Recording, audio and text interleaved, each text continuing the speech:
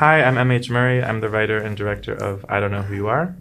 And my name is Mark Clennon. I'm the lead actor in I Don't Know Who You Are. And today we will be... Interviewing each other.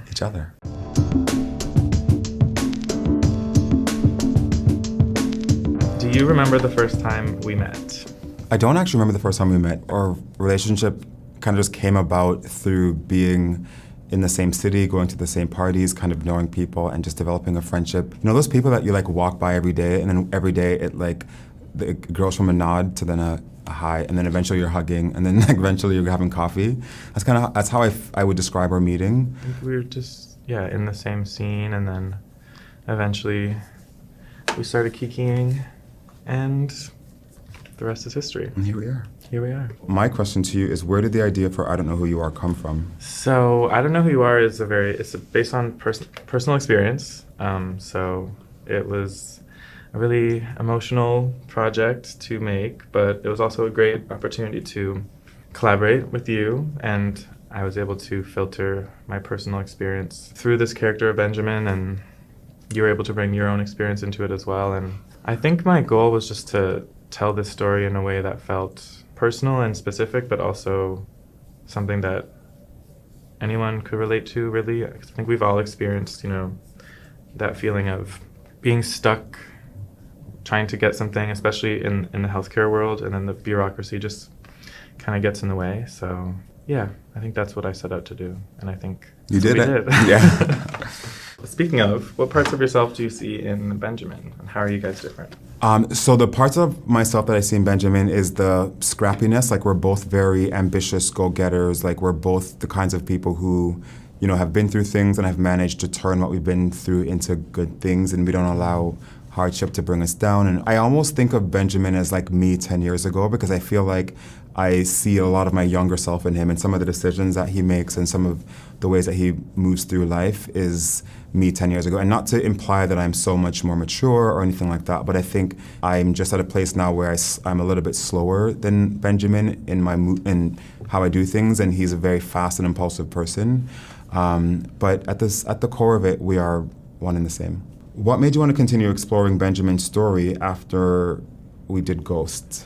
Yeah, Ghost was like a really fun exercise. It was a great starting off point for this, and once we put it out into the world and we saw that there was like a positive reception, I think we knew that we had to keep exploring and yeah. I'm excited to keep exploring Benjamin, and hopefully, we can keep exploring him until he's like an old man.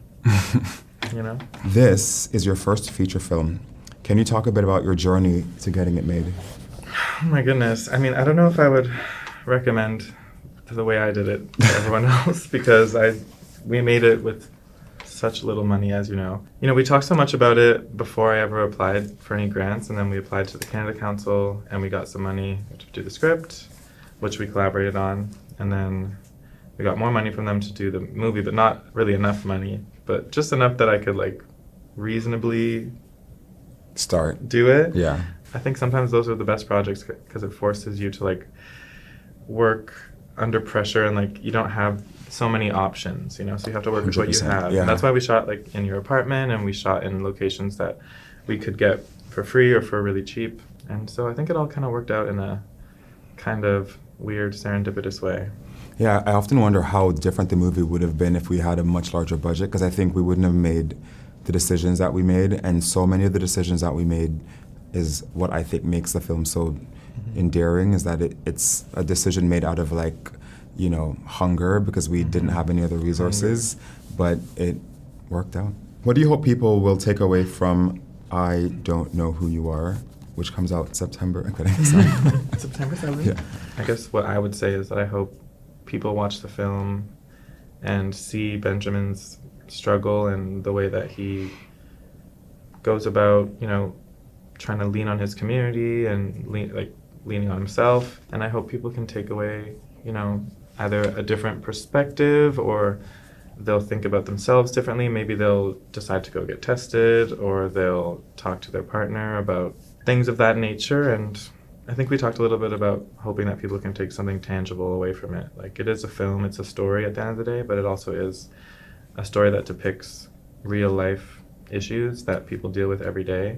Yeah, I think what I would like for people to take away from this movie is just the notion that Benjamin is a real person that has a real path, a real life, and real challenges. And I think it's important to focus on that as we go through life and we're meeting lots of other people. You never know what people are going through. And I think seeing someone who is in such a place of adversity and manages to like fight and push through and, you know, is a survivor and is just someone that's able to make something great out of something horrible, I hope that people will take away from that some inspiration and just some levity and just, you know, perspective moving forward as you're meeting people. Because some of the things that Benjamin experienced in this movie, many people may never experience. But I think that's a blessing to not have to think about that, but hopefully seeing that depicted on film will give you a perspective that even though you've never been through it, you can empathize with people in that position.